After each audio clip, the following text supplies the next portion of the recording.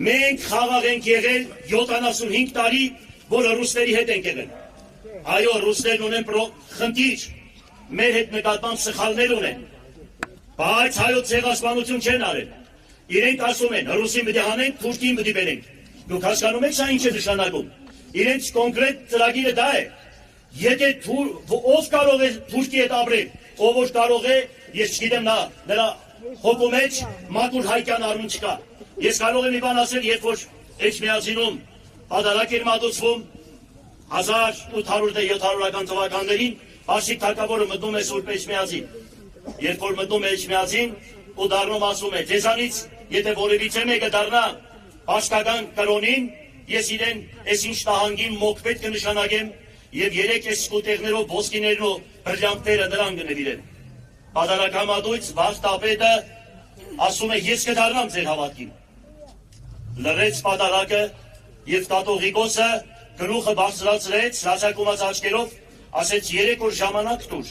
Ես ասեմ գայթակղության պատճառը երիտասարդի։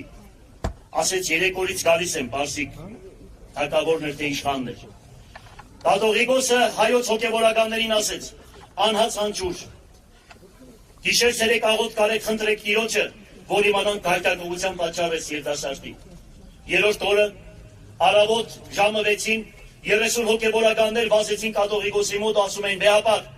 տեսիլք ենք տեսել, բայց իրանք չգիտեին, որ նույն տեսիլքը տեսել էր կաթողիկոսը ամենայն հայոց։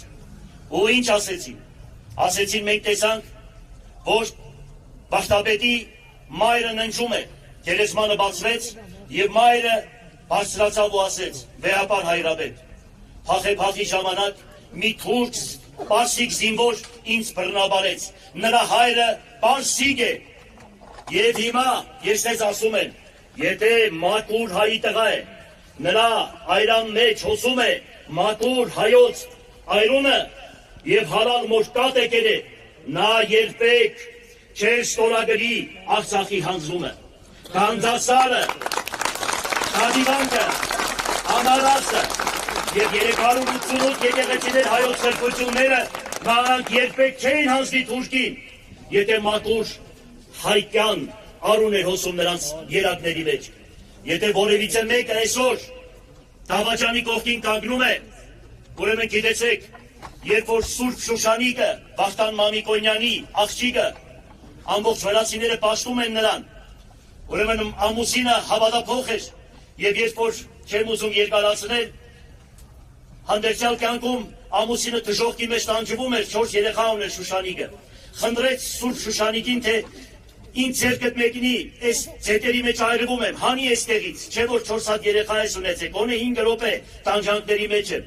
Շուշանիկը մի պահ ուզում էր ձերքը երկարացնել, մեկ է մի ձայն լսեց. մահ Դավաճանին, դա Վարդան Մամիկոնյանն էր, ես մեռնիմ իրա գերեզմանին։ Սահակ Պարտեփն էր Շուշանիկի պահը,